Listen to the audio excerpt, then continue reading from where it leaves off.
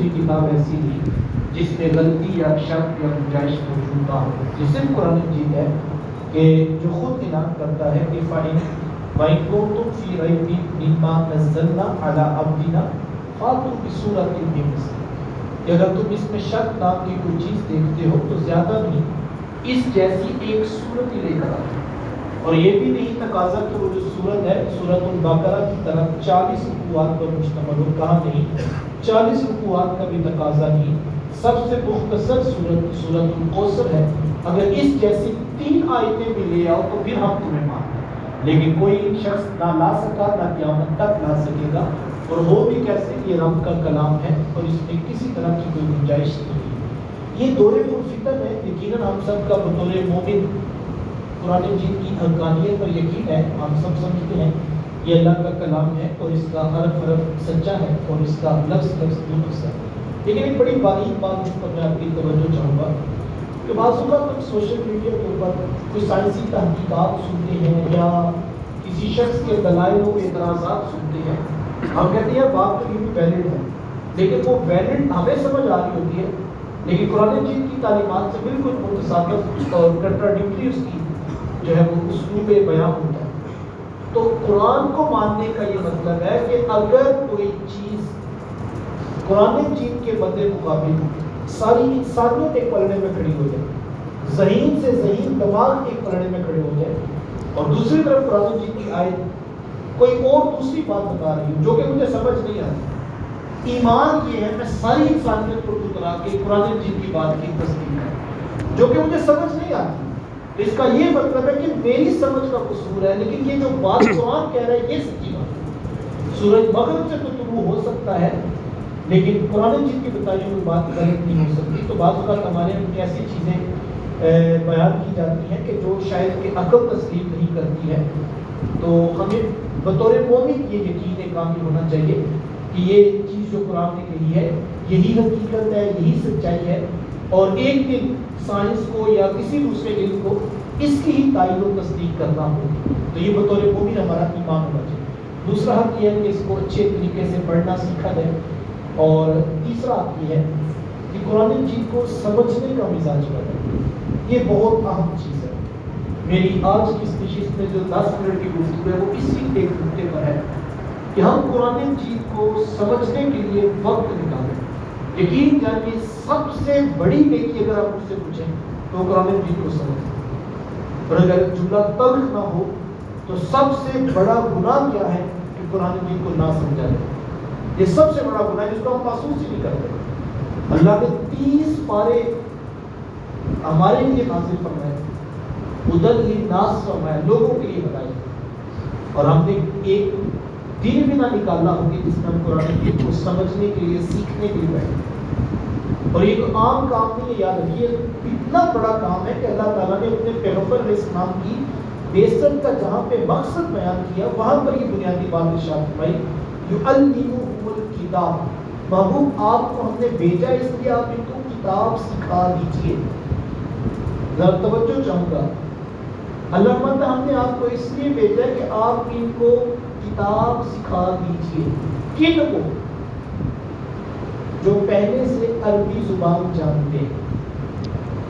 مخاطبین عربی ہیں اور قرآن عربی میں نازل ہوا.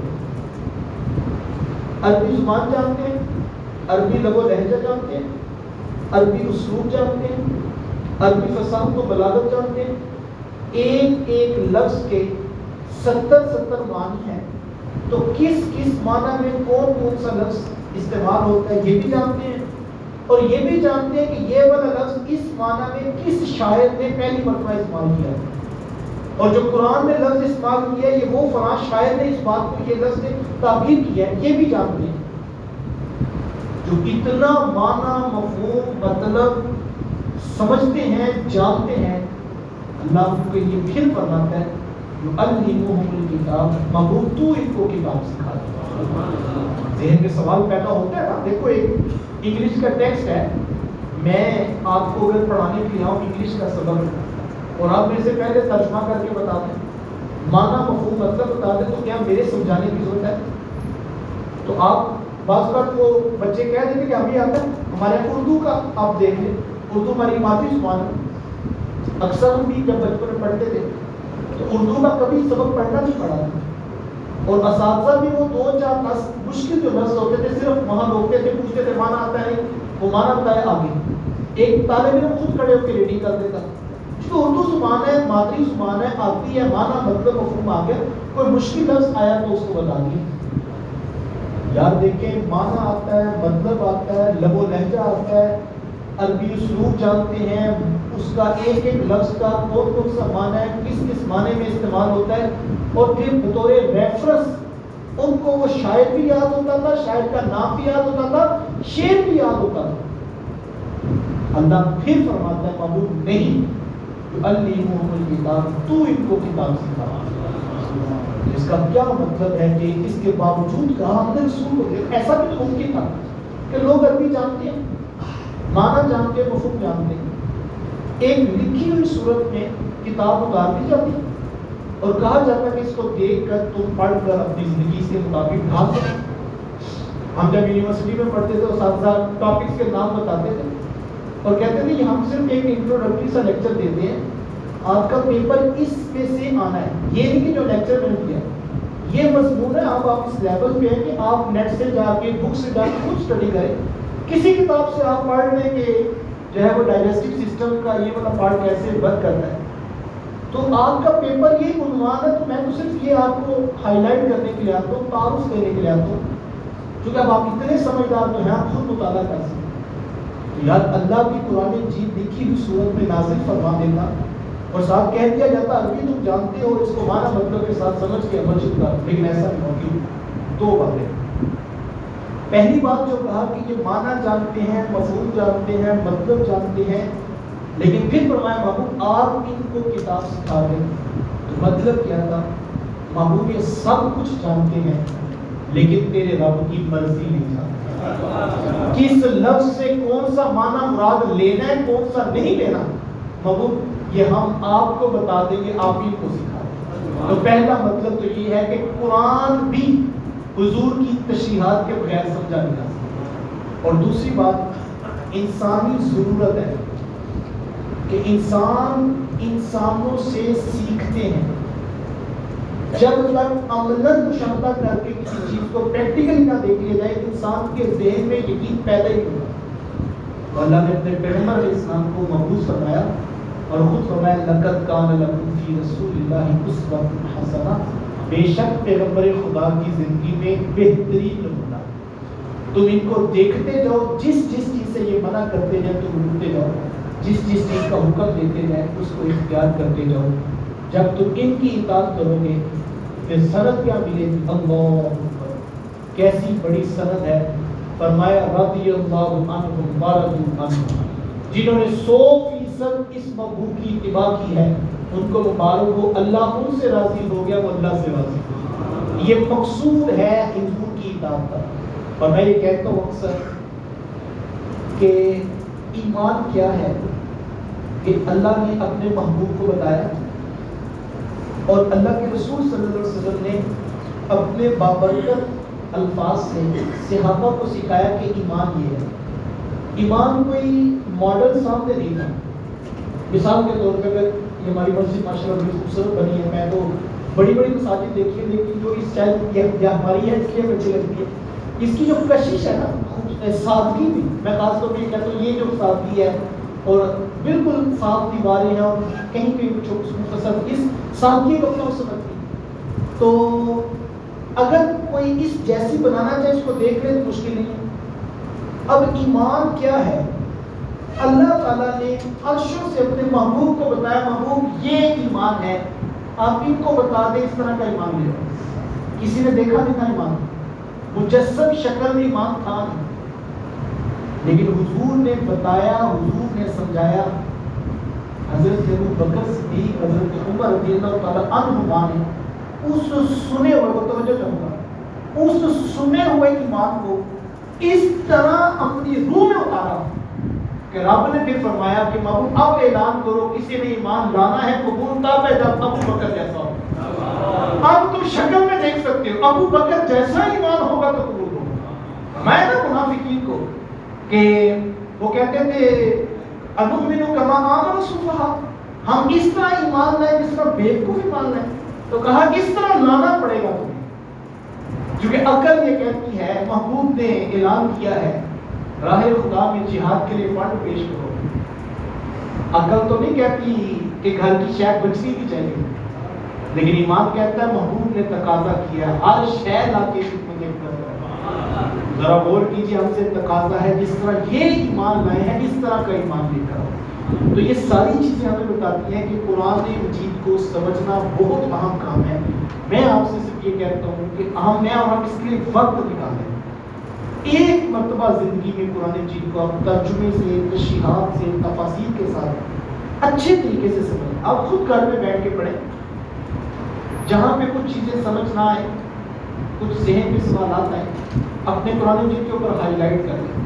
ہفتے بعد، 15 دن بعد کسی معتبر عالم کے پاس بیٹھ کر آپ کو اپنے جو سوالات ہیں، شکوک و شبہات ہیں، ان کو کلیئر کریں، اور پھر آپ چلتے رہیں۔ یقین جانیے ایک مرتبہ آپ قرآن مجید پڑھ لیں، ساری زندگی آپ کو وہ تیقن نصیب رہے گا جو کسی اور کو نصیب نہیں۔ وہ قرآن سے ہی حاصل ہوتا ہے، یاد رکھیے۔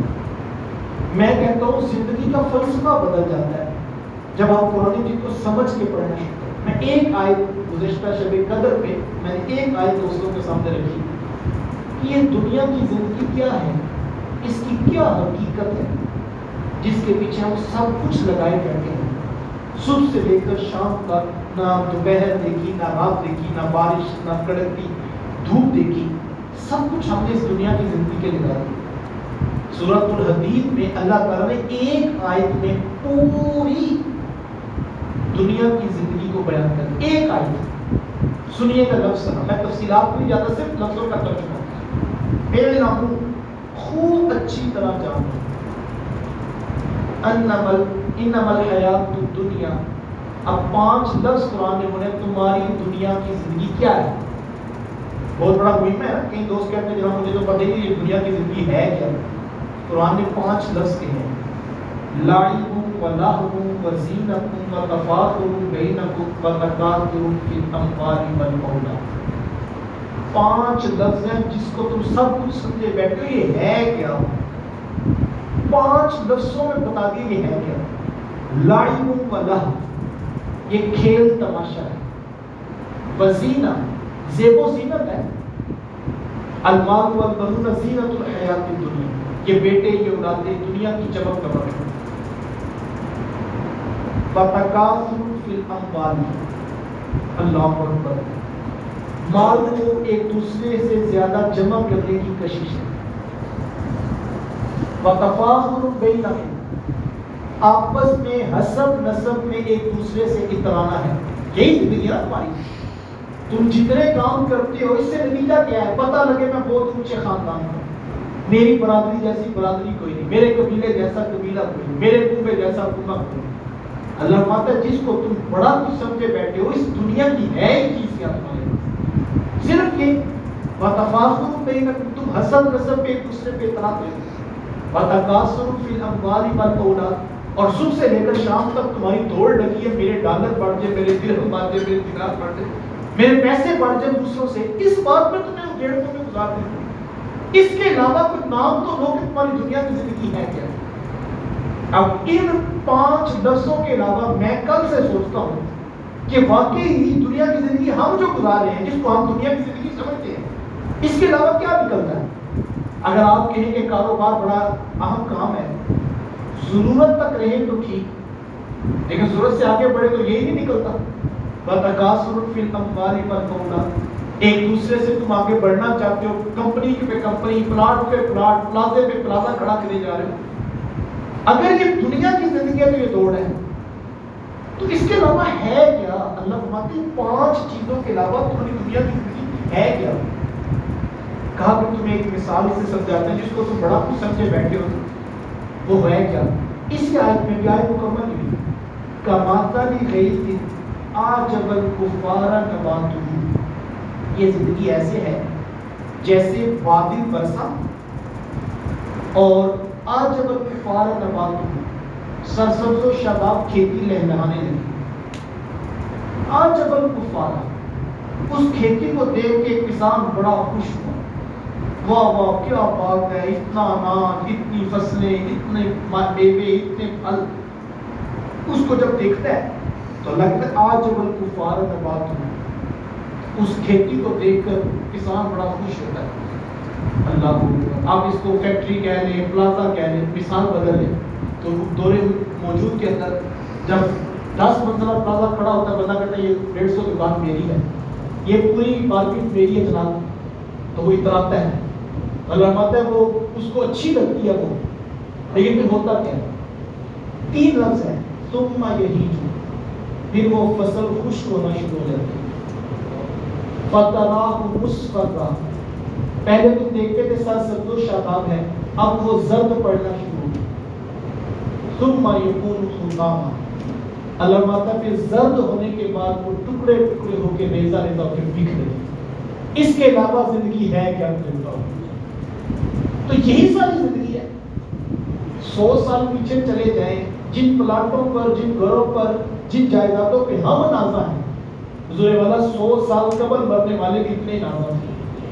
اور پٹوار خانے میں کبھی جائیں تو وہاں رجسٹریوں پہ نام لکھے ہوئے نظر آئیں گے آپ. آج ان کے جو نام لکھے ہیں ان کو ہم جانتے بھی نہیں، شاید ہی کوئی 100 سال پرانا شخص آپ کو یہاں ملے. تو وہ بھی اتنا ہی یقین رکھتے تھے جتنا آج ہمیں یقین ہے. 100 سال اگر ہم آگے چلے جائیں تو جن چیزوں پہ ہم نازا ہے ہمارا بھی نام نہیں ہوگا. جیسے میں اپنے دادا سے آگے نام نہیں جانتا، جو کسی کا بڑا اس بات پہ زور ہوگا تو پردادا کا نام جانتے ہیں، لیکن پیچھے تمہاری ختم ہے. ہم بھی تو اسی دنیا میں رہتے ہیں. اگر ہمیں اپنے پردادا کا نام یاد نہیں تو کیا ہماری چوتھی نسل کو ہمارا پتہ ہوگا؟ پھر قرآن نے صحیح نہیں کہا ثم یکون حطاما، پھر ریزہ ریزہ ہو گیا، کہانی ختم. تو اس حقیقت کو سمجھیے. اس کا یہ قطعی مطلب نہیں ہے کہ آپ مال نہ کمائیں، بلکہ اسی میں آگے 2 آیتیں چھوڑ کے قرآن نے، مضمون لمبا ہے لیکن ایک اور آیت، ما اصاب من مصیبت فی الارض ولا فی انفسکم، یہ کرتے کرتے تمہیں جو پریشانی پہنچتی ہے، اللہ مدد زمین پہ کوئی مصیبت اترتی نہیں ہے، تمہارے تک کوئی پریشانی پہنچتی نہیں ہے، الا فی کتاب من قبل ان نبرأہا، اس سے قبل وہ کتاب میں لکھی ہوگی. وہ لکھی ہوئی تمہیں پہنچتی ہے، ایسی نہیں آتی. اگر اس سارے فلسفے، میرا نقطہ یہ ہے، ہم قرآن مجید سے کچھ اصولی باتیں طے کر رہے ہیں. قرآن کہتا ہے یہ سب چمک دمک تک پہنچتے پہنچتے جو مصیبتیں زمین پہ آتی ہیں یا تمہیں پہنچتی ہیں، وہ وہی ہوتی جو ہم نے لکھی ہوتی. اللہ اکبر. اور ہم تمہیں یہ کیوں بتا رہے کہ لکھی ہوتی ہیں اور مصیبت آنی ہے؟ کتنا واضح پیغام ہے. لِكَيْ لَا تَقْسَوْا عَلَىٰ مَا فَاتَكُمْ، تاکہ اگر کوئی چیز تم سے چھن جائے تو تم مایوس نہ ہونا. یہ ہم نے پہلے لکھا ہے، یہ چھن جانی ہے، ختم ہو جانی ہے. اللہ وَلَا تَفْرَحُوا بِمَا آتَاكُمْ، اگر کوئی پلازا، کوئی پلاٹ، کوئی فیکٹری تمہیں مل جائے اس پہ اترانا نہ. کوئی چیز تمہیں مل گئی ہے تو اس پہ اترانا نہ، کوئی چھن گئی ہے تو ختم ہی ہونی. میں اکثر کہتے ہیں کہ شیشے کا گلاس ہوتا ہے، آپ گھر میں بڑے اچھے شیشے کے گلاس لائے اور آپ نے بچوں کو گائیڈ کیا، بیٹا یہ قیمتی ہے، یہ ٹوٹ جاتے ہیں، احتیاط سے استعمال کرنا. مہمان آئے، نکالے، بڑی احتیاط سے اہل خانہ نے سرو کیے، مہمان چلے گئے، دوبارہ شوکیس میں رکھ دیے. دوسری بار، تیسری بار، چوتھی بار، بالآخر ان شیشے کے گلاسوں کا رزلٹ کیا ہے؟ ایک نہ ایک دن آپ ساری عمر بھی بچا لیں، آپ کی اولاد سے ٹوٹ جائے، ان کی اولاد سے بھی تو ان کی اولاد. جب یہ طے شدہ یہ شیشے کا گلاس ہے، اس پہ ٹوٹ جانا ہے، پھر اس پہ زندگی نہیں کھپانی چاہیے. اللہ تعالیٰ نے تجھے قیمتی زندگی دی ہے تو ان چیزوں پہ نہ لگا کے نا جو چیزیں ختم ہو رہی ہیں. میں کل ہی کسی درس پہ کہہ رہا تھا، انسان جب کوئی چیز حاصل کرتا ہے تو جو چیز قیمتی ہوتی ہے وہ حاصل کرتا ہے. میری نگاہ میں یہ موبائل قیمتی تھا، میں نے اس کے 20,000 روپے اپنی جیب سے ان کو دے دی، موبائل دے دی، چونکہ میں سمجھتا ہوں 20,000 سے زیادہ قیمتی موبائل کا میرے پاس آ جانا ہے، تو میں نے 20,000 دے دی، موبائل لے لی. موبائل کی قیمت، اہمیت میرے نزدیک زیادہ تھی. کوئی بھی چیز آپ خریدیں، آپ نے فیصلہ کیا گاڑی خرید لیں، بینک میں 50 لاکھ روپیہ تھا، آپ کو سمجھ آیا، آپ نے 50 لاکھ ان کو دے دے، گاڑی لے لی. کوئی چیز حاصل کرنے کا اسلوب یہ ہے اور اگر میں سمجھتا ہوں میری زندگی میں گاڑی کتنی اہمیت میں 50 لاکھ سنبھالتا ہوں، میں فیصلہ نہیں کرتا. بعض کا بچے کہتے ہیں کہ یہ کام میں تو آپ کو پتا ہوتا نہیں اس سے زیادہ ہے کوئی اور قیمتی شے ہے. ہمارے دوست مجھے بتاتے ہیں کہ بچہ ناراض ہو رہا ہے، لیکن میں نے کہا بیٹا ابھی حالات نہیں ہے خریدیں گے، لیکن اس سے اور کچھ خریدنا ہے. اصول یہ ہے جب آپ خریدتے ہیں کچھ تو جو زیادہ قیمتی شے آپ کی نگاہ میں ہوتی ہے وہ بچا لیتے ہیں، دوسری دے دیتے ہیں. جب 50 لاکھ زیادہ قیمتی آپ نے گاڑی لی 50 لاکھ بچا لی. جب گاڑی زیادہ اہم تھی تو آپ نے گاڑی لے لی 50 لاکھ دے دی. اللہ قرآن میں بتاتا ہے کہ ہم نے تمہیں قیمتی زندگی دی ہے، یہ فانی زندگی ہے، یہ ختم ہونے والی ہے. اس سے جو چیزیں تم خرید رہے ہو، تم اولاد، مال، تفاخر، حسب، نسب، یہ بھی فانی. تم نے وہ حاصل کیا تو کیا وہ باقی ہے؟ تو کتنی عجیب بات ہے، فانی دے کے فانی خرید رہے ہو. زندگی بھی ختم ہو جانی ہے، جو لے کے آنا چاہتے ہو وہ بھی ختم ہو جائے گا. کمال تو یہ جو زندگی مجھے ملی ہے یہ اتنی قیمتی ہے کہ اس کے نتیجے میں میں کوئی بقا والی چیز خریدوں کہ یہ تو ختم ہو ہی جانی ہے، یہ تو شیشے کا گلاس ہے، یہ چلا ہی جانا ہے. اگر میں نے اس سے گلاسے خریدے تو وہ تو بچوں نے لے لی، وہ تو میرے لیے نہیں بچے. پھر قرآن کہتا ہو کہ ہم بتاتے ہیں کہ اس زندگی سے تم نے حاصل کیا کرنا تھا. کہا المال والبنون زینت الحیات الدنیا، یہ مال جس کے لیے تم یہ زندگی کھوا رہے ہو یہ تو دنیا کی زینت ہے، یہ تو فانی ہے، یہ ختم ہونے والا ہے. تم بولا یہ زندگی دے کے تم کیا خریدے؟ کہا زندگی کھپا دو، خریدنا کیا ہے؟ والباقیات الصالحات، وہ نیکیاں ہیں جو باقی رہنے والی. یہ فانی زندگی دے کے ہم نے وہ نیکیاں خریدا. اور ہم یہاں آئے اس لیے، ہم یہاں آئے اس لیے ہیں. کلوزنگ تو آپ کرتی ہیں ڈیلی، تو جو قیمتی شے ہے وہ دیکھیں بچی ہے کہ نہیں بچی. تو اگر ایک چیز ختم ہو رہی ہے یہ بھی ختم ہو جائے، یہ بھی ختم ہو، فائدہ فرق کیا ہے؟ یہ دو مختلف چیزیں. چلو اس کی قیمت زیادہ ہے، اس کی قیمت کم ہے، لیکن دونوں نے اگر ختم ہونا تو قیمت تو دونوں کی برابر ہی ہے.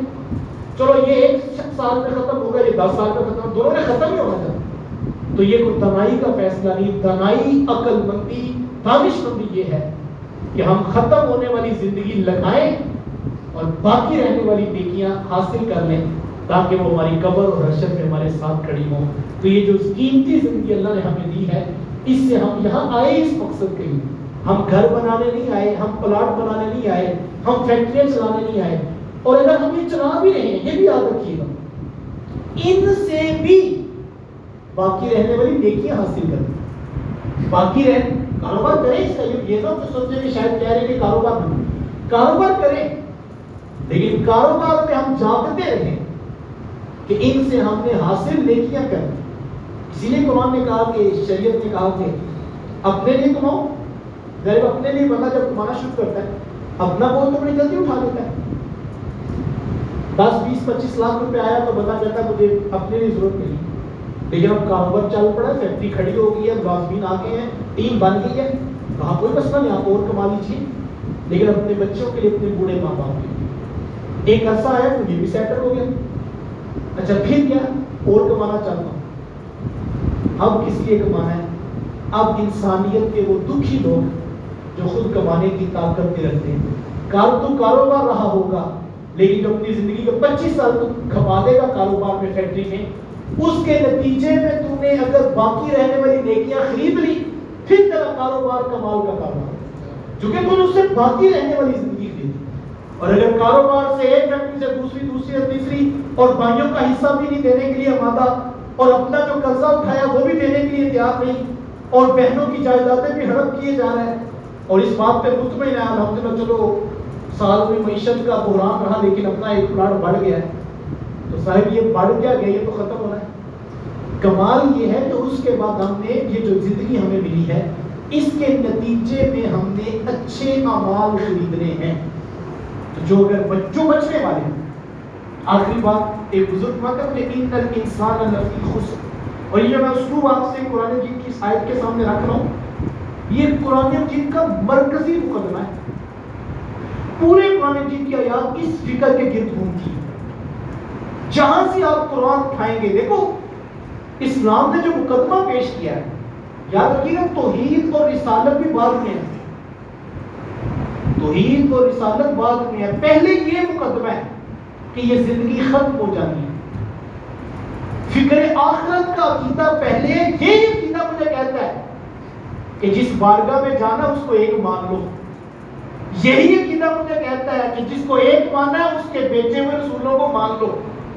عقیدہ توحید اور عقیدہ رسالت عقیدے آخرت سے پھوٹتے ہیں کہ اگر تم نہیں مانتے تو زندگی ختم ہونی ہے, تمہیں کل اس بارگاہ میں کھڑا کیا جائے گا, کہانی ختم ہو جائے گی, آنکھیں کھل جائیں گی, اس وقت کا پچھتانا کام نہیں ہے. تو یہ بنیادی فلسفہ ہے قرآن کا, اس کو سمجھنا چاہیے. اور اگر میں کہتا ہوں, میں اپنی بات کرتا ہوں, اللہ کی توفیق سے کہتا ہوں, میں یہ 3 ماہ اللہ کی فضل سے ہم نے 10 جگہوں پہ قرآن مجید خط شروع کیا اور تقریباً 16-17 پارے یہ 3 ماہ میں ہم نے تفصیل کے ساتھ پڑھائے ہیں. تو یہ 3 ماہ بعد ہمارا ایک قرآن مجید مکمل ہو جائے گا انشاءاللہ. تو میرے اپنے نظریات اور میرے اپنے افکار بڑی تیزی سے تبدیل ہوئے. جب آپ خود چاہتے ہیں قرآن کی آیات میں تو وہ آگے پڑھنے کی بھی ہمت نہیں ہو رہی ہوتی. بندہ اسی آیت میں 2 دن سے اسی آیت پہ رکا ہوں کہ 5 لفظ ہیں یار جس کے پیچھے پوری زندگی ہم کھپا دیتے ہیں. اس کے علاوہ زندگی کی حقیقت کو, اور بنانے والے نے کیا خوب کہا, ساری کائنات بنا کے سجا کے سنوار کے کہا متاع الغرور, دھوکے کا سامان ہے. یہ دھوکا ہے, بنانے والے نے خود کہا یہ دھوکا ہے. آپ کو کوئی گولڈ پکڑائے اور ساتھ کے ہے آرٹیفیشل, تو آپ کو بتا دے کوئی بندہ ہے آرٹیفیشل, تو پھر آپ اس کو الماری میں پیک کر کے غلافوں میں لپیٹ کے رکھتے ہیں, آپ کو پتا آرٹیفیشل. جس کو نہ پتا ہو اس کو سونے سمجھ بیٹھا ہوتا ہے, لیکن ایک دوست کو بتا دینا یہ آرٹیفیشل ہے, تو پھر آپ بعض کا بچوں کو کھیلنے کے لیے بھی دے دیتے ہیں کہ ٹھیک ہے آپ اتنا سے ہے, 2-4 ہزار روپے کی چیز تھی تو 4 دن تو آپ نے فنکشن اٹینڈ کیا, پھر اس کے بعد ایسے پڑا ہوتا ہے, چونکہ یہ آرٹیفیشل ہے.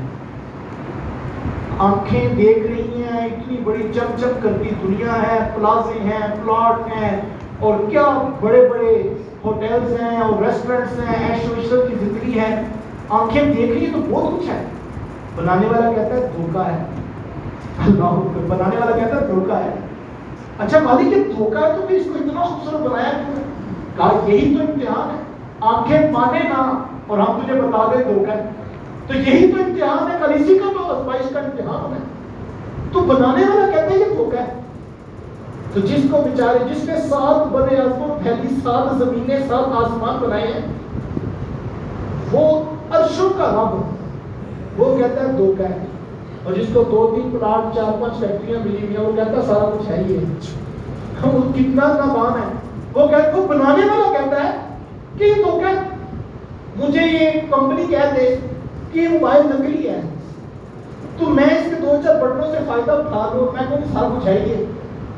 تو بنانے والا کہتا ہے یہ دھوکا ہے. وہ ذہن میں سوال, مالک دھوکا تھا تو اتنا خوبصورت کیوں بنایا؟ کہا یہی تو امتحان ہے, تمہاری آنکھوں کو دھوکا لگے گا, ہمارے یقین کہنے پہ یقین کر لو. آنکھیں نہیں مانگتی دھوکا ہے. جب نوٹ آتے ہیں, دولت, شہرت, ثروت, نعرے لگتے ہیں, لوگ شامتیں کرتے ہیں, کیا کوئی چھوٹا کرسی بتا دی. بنانے والا کہتا ہے یہ دھوکا ہے.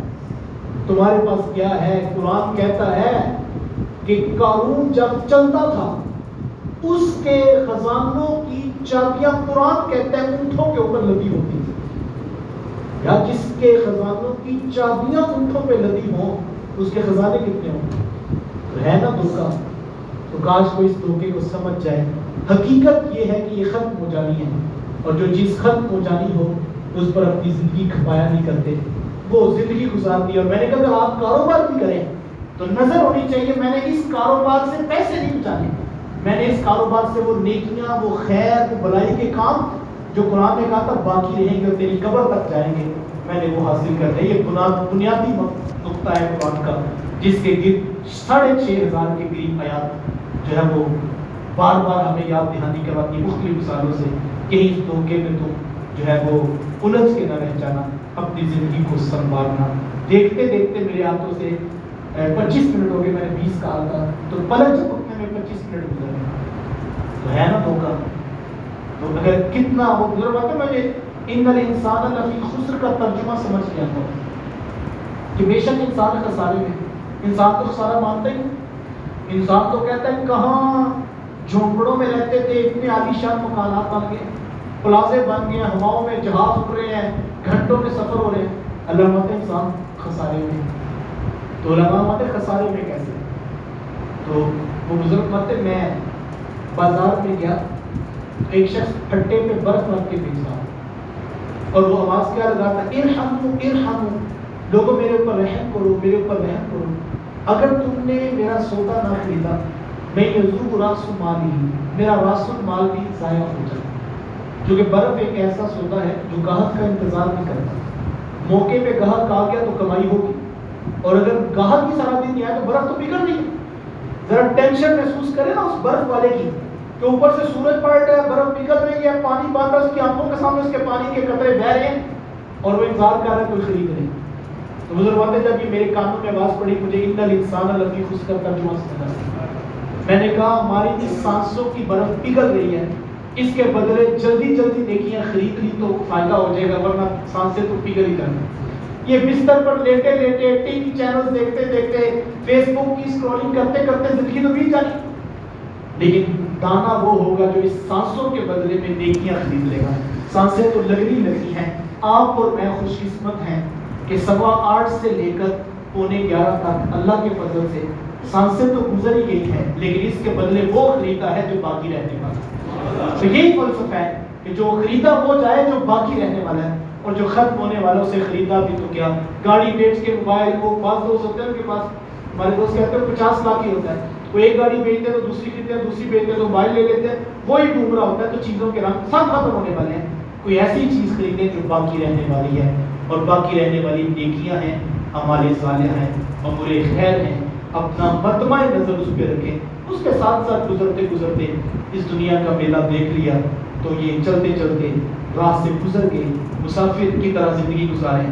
ایک دائیں طرف دیکھتا ہے اور بائیں طرف دیکھتا ہے، سڑک عبور کر کے چلا جاتا ہے۔ بزرگ میں کہ مسافر کی طرح زندگی گزاروں، یہ مختصر زندگی ہے۔ تو میں آج بھی یہ نوجوان تشریف فرما ہے، میری بڑی خواہش ہوگی رمضان کے بعد جب ہم ہفتہ بار کلاس دوبارہ شروع کریں تو ترجمہ القرآن کی ہفتے میں ایک دن ہے، اور مختلف شہروں کا ہے، مختلف حلقوں میں بھی ہماری کلاسز ہیں، جو آپ کو سوٹ کرے۔ آپ قرآن ضرور سیکھیے، اور اس سے آپ کو جو سکون قلب حاصل ہوگا وہ قرآن کا ہی خاصہ ہے۔ اللہ مجھے آپ کو توفیق عطا فرمائے۔